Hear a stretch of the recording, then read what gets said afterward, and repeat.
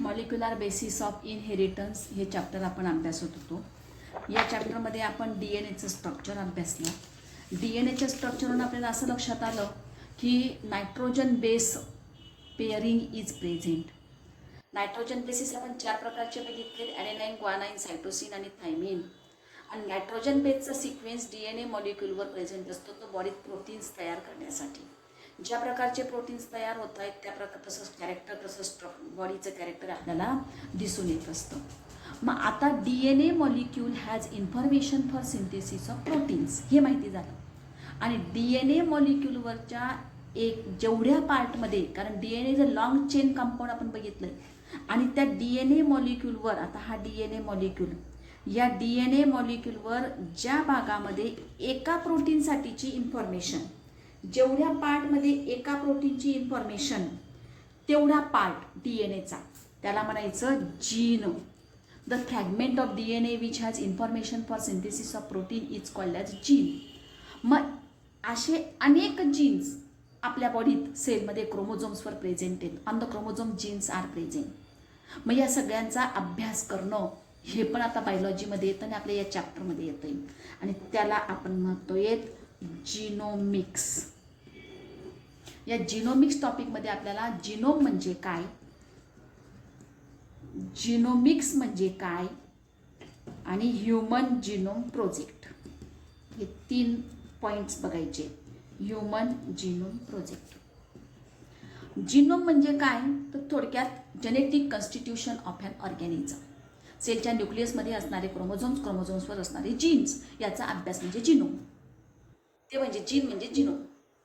मग हे सगळे जे जीन्स आहेत, total genetic constitution of a organism, म्हणजेच काय, याला total number of genes present on a haploid set of chromosomes. क्रोमोझोम्सवर असणारे टोटल जीन्स किती, याला म्हणायचं जिनोम. या जिनोमचा अभ्यास करणारे, जिनोम टर्म डेव्हलप करणारे पहिले सायंटिस्ट होते H. Winkler, WINKLER, Winkler. यांनी 1920 मध्ये जिनोम ही टर्म सांगितली. जिनोममध्ये आपल्याला समजलं की टोटल नंबर ऑफ जीन्स. मग टोटल नंबर ऑफ जीन्समध्ये कोणता जीन, त्याच्यानंतर दुसरा कोणता जीन, कोणत्या कॅरेक्टरसाठीचा जीन, त्याच्यानंतर कोणत्या कॅरेक्टरसाठीचा जीन, त्या जीनची लांबी किती, जीनमध्ये किती बेस पेअर्स आहेत. कारण आपण म्हटलं आहे की ह्युमन बॉडीमध्ये 3 billion base pairs are present human जिनोममध्ये. मग या 3 बिलियन बेस पेअरचे जीन्स किती, तेवढ्या बेस पेअरिंग पण टोटल नंबर ऑफ जीन्स किती, हा पण अभ्यास करावा लागतो. मग याच्यात आलं परत पुढची टर्म जिनोमिक्स. जिनोमिकमध्ये काय आलं, मग analysis, study of the genome with respect to the its analysis. म्हणजे ॲनालिसिस आलं, सिक्वेन्सिंग आणि mapping of that genomes is called as genomics. Roderick, TH Roderick नावाचे सायंटिस्ट आहे, त्यांनी 1986 साली जिनोमिक्स ही टर्म इंट्रोड्यूस केली. त्यांनी काय अभ्यास केला होता, त्यांचं असं म्हणणं, study of genome through the analysis, sequencing and mapping of the gene along with its function. हा जीन किती लांबीचा आहे, म्हणजे किती बेस पेअर्स आहेत, या जीन नंतर कोणत्या कॅरेक्टरचा जीन आहे, सिक्वेन्स कसा असेल, हा कोणत्या प्रोटीनसाठीचा आहे, तो प्रोटीन बॉडीत तयार होतोय, तो प्रोटीन बॉडीत कोणत्या कॅरेक्टरसाठीचा आहे, हा सगळा अभ्यास म्हणजे जिनोमिक्समध्ये आला. मग या जिनोमिक्समध्ये आपल्याला 3 महत्त्वाचे पॉईंट्स बघायचे होते. पहिला पॉईंट बघितला आपण डेफिनेशनचा. स्टडी ऑफ जिनोम कसा आला, study of genome through analysis, sequencing and mapping of the genes along with the function. नंतर दुसरा पार्ट येतो, दुसरा पॉईंट येतो या जिनोमिक्समध्ये.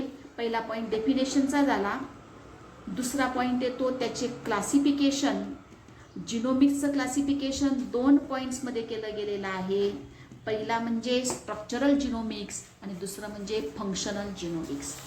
स्ट्रक्चरल जिनोमिक्समध्ये सिक्वेन्सिंग, मॅपिंग, जिनोमचं येतं, आणि फंक्शनल जिनोमिकमध्ये ते जीन्स कोणत्या प्रकारचे प्रोटीन्स तयार करतायत, कोणत्या कॅरेक्टरसाठीचे प्रोटीन तयार करतायत ते येतं. क्लासिफिकेशनमध्ये स्ट्रक्चरल जिनोमिक्स आणि फंक्शनल जिनोमिक्स 2 प्रकार येतात. हा झाला दुसरा पॉईंट. पहिला पॉईंट डेफिनेशनचा, दुसरा पॉईंट क्लासिफिकेशनचा, आणि तिसरा पॉईंट येतो ॲप्लिकेशन्स ऑफ जिनोमिक. ॲप्लिकेशन म्हणजे या जिनोमिक्सचा उपयोग कोणत्या कोणत्या फील्डमध्ये होतोय. सगळ्यात महत्त्वाचं आपण शेती, उत्पन्न मिळवणं. आणि शेतीमध्ये आपण जे काही क्रॉप प्लांट्स नवीन हायब्रिड सीड जे वापरतोय त्याच्यात जेनेटिकली मॉडिफाईड सीड्स आपण वापरतोय. जेनेटिकली मॉडिफाईड म्हणजे जीन ट्रान्सफर करून मिळवलेले सुपेरियर क्वालिटीचे अशा प्रकारचे सीड्स आपण तयार करतो. आणि हे तयार करण्यासाठी जेनेटिकली मॉडिफाईड क्रॉप प्लांट्स तयार करण्यासाठी जिनोम्स माहिती असतील, जिनोमिक्स समजलं तर आपण जेनेटिकली मॉडिफाईड प्लांट्स तयार करू शकतो. हे पहिलं ॲप्लिकेशन. दुसरं ॲप्लिकेशन हे मायक्रोबमध्ये पण जीन ट्रान्सफर करतात, जेनेटिकली मॉडिफाईड मायक्रोब्स. आणि त्या जे मायक्रोमध्ये जीन ट्रान्सफर केलं आणि जीन ट्रान्सफर करून आपल्याला हवे ते प्रोटीन्स आपण मिळवून घेऊ शकतो. ज्या प्रोटीनसाठी पाहिजे त्या प्रोटीनचा जीन ट्रान्सफर करायचा. समजा आपण आपल्या बॉडीत इन्सुलिन तयार होतंय, कशासाठी? शुगर डायजेस्ट करण्यासाठी. हे जे इन्सुलिनसाठीचा जीन आपल्या बॉडीत प्रेझेंट आहे, हा जीन कुठे केला? मायक्रोबच्या बॉडीत ट्रान्सफर केला. त्या मायक्रोबचं कल्चरिंग केलं, मायक्रोब त्या सराउंडिंग मीडियममध्ये इन्सुलिन तयार केलं, प्युरिफिकेशन केलं, इन्सुलिन मिळालं तर इन्सुलिन आपण डायबेटिक पेशंटला इंजेक्शन म्हणून वापरतोय. म्हणजेच मायक्रोबमध्ये पण जीन ट्रान्सफर करण्यासाठी याचा उपयोग हा केला जातोय. आणि तिसरं ॲप्लिकेशन आहे application in the forensic analysis. Forensic ॲनालिसिसमध्ये म्हणजे काही क्रिमिनल्स वगैरे आहेत त्यांचा शोध घेण्यासाठी, त्यांच्या विरुद्ध काही पुरावे असतील तर ते कन्फर्मेशन करण्यासाठी फोरेन्सिक लॅबोरेटरीजमध्ये सुद्धा या जिनोमिक्सचा उपयोग हा मोठ्या प्रमाणावर केला जातो. हे झालं जिनोमिक्स. आपल्याला तिसरं जिनोमिक्स आता बघायचं आहे human genome project. Human genome project कशासाठी? तर ह्युमन बॉडीमध्ये जे जिनोम आहे त्या जिनोमचं मॅपिंग, सिक्वेन्सिंग आणि फंक्शनिंग अभ्यासण्यासाठी, स्पेशली ह्युमन बॉडीचं. मग ह्युमन बॉडीचा अभ्यासायचं with compare to other organisms also. याच्यासाठी एक प्रोजेक्ट सुरू झाला. इन 1990 साली human genome project was initiated in 1990 under the international administration of human genome organisation. हा प्रोजेक्ट सुरू झाला अंडर द इंटरनॅशनल, कारण हा जागतिक प्रोजेक्ट होता, ह्युमन जिनोम ऑर्गनायझेशनच्या अंडर. आणि it was coordinated by US department of energy and national institute of health. अशा एकत्रीकरणाने ह्युमन जिनोम प्रोजेक्ट स्टार्ट झाला 1990ला. स्टार्टेड इन 1990 आणि वॉज कम्प्लिटेड इन 2003.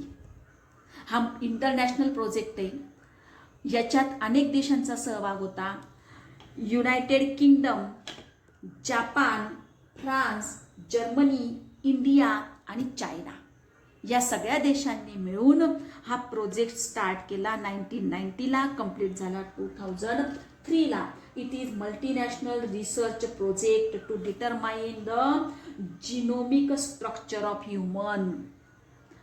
हा जो प्रोजेक्ट सुरू झाला, ह्या प्रोजेक्ट सुरू करण्यामागचे काही उद्दिष्ट होते ज्याला आपण म्हणतो aims of human genome project. तुम्हाला 2 मार्कासाठी विचारले जाऊ शकतात. विचारतं aims of human genome project. काय एम्स होते? तर पहिला एम म्हणजे mapping and sequencing of the human genome. आपल्या बॉडीमध्ये किती जीन्स आहेत, त्या प्रत्येक जीनमध्ये किती बेस पेअर्स आहेत, त्याचा सिक्वेन्स काय आहे, हा अभ्यासणं हे पहिलं उद्दिष्ट होतं ह्युमन जिनोम प्रोजेक्टचं. दुसरं, ह्या सगळ्या इन्फॉर्मेशनला अनुसरून माहिती मिळवून ठेवणं. To store the information collected from the project in database form. एक बेसिक माहिती म्हणून त्याचा उपयोग नंतर करता येऊ शकतो. त्याच्यानंतर to develop the tools and techniques. Store information, develop the tools and techniques for analysis of data. तो डाटा मिळाला त्याच्यासाठी परत अभ्यास करणं. आणि transfer the related technologies to private sectors. या ज्या टेक्नॉलॉजीचे या प्रायव्हेट सेक्टर्स इंडस्ट्रीला ट्रान्सफर करणं. का बरं? कारण आपल्याला आवश्यक असणारे प्रोटीन्स तयार करून आपण घेऊ शकत असतो म्हणून. त्याच्यानंतर to take care of the legal and ethical issues. इथं कायद्याला पण कायद्याच्या बाहेरचं काम नाही, इथिकल इश्यूजचा पण प्रश्न आहे, चुकीचं काम कोणी करणार नाही. अशा पद्धतीने हा ह्युमन जिनोम प्रोजेक्टचे एम सांगितले गेले. तुम्हाला एका मार्कासाठी एक प्रश्न विचारला जातो याच्यावर आणखी. Human genome project is associated with the development, rapid development in a new area of biology. कोणत्या एरियामध्ये त्याचा उपयोग होतोय? न्यू एरिया ऑफ बायोलॉजी आहे bio informatics. Human genome project जे आहे याच्या नॉलेजच्या मदतीने, नॉलेजमुळे त्याचं महत्त्व काय आहे, ह्युमन जिनोम प्रोजेक्टमध्ये जी माहिती मिळते त्याचं महत्त्व येतं in the field of medicine, biotechnology आणि लाईफ सायन्सेस. हा पण एका मार्काला प्रश्न विचारला जातो.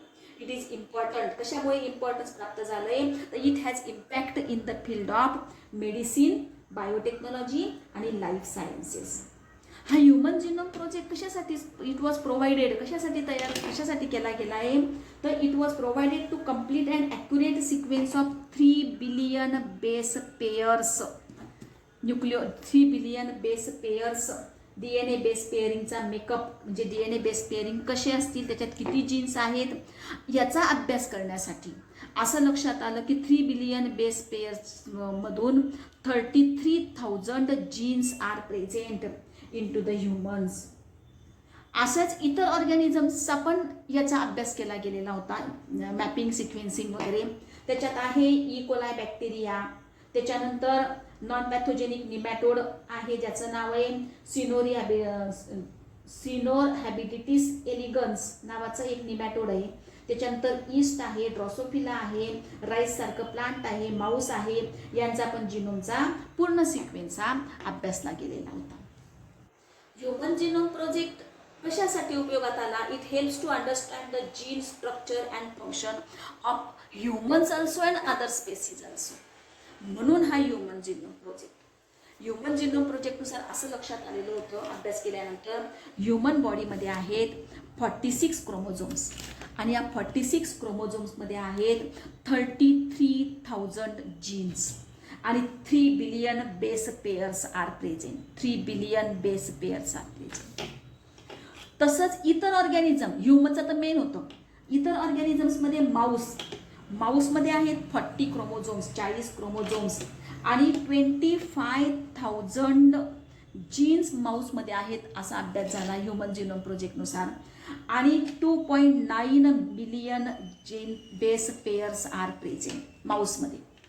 पुढचे ऑर्गॅनिझम फ्रूट फ्लायमध्ये 8 क्रोमोझोम्स आहेत, 13,000 जीन्स आहेत आणि 165 मिलियन बेस पेयर्स आहेत. राऊंड वर्ममध्ये 12 क्रोमोझोम्स आहेत, 19,000 जीन्स आहेत आणि 97 मिलियन बेस पेयर्स आहेत.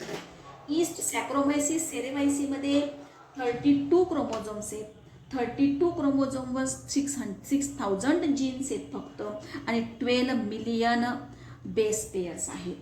बॅक्टेरिया ई कोलायमध्ये एकच क्रोमोझोम आहे कारण तो प्रोकॅरियोटिक आहे, single circular DNA is present. त्याच्यात 4,400 जीन्स आहेत, एका क्रोमोझोमवर 4,400 जीन्स आहेत आणि 4.6 मिलियन बेस पेयर्स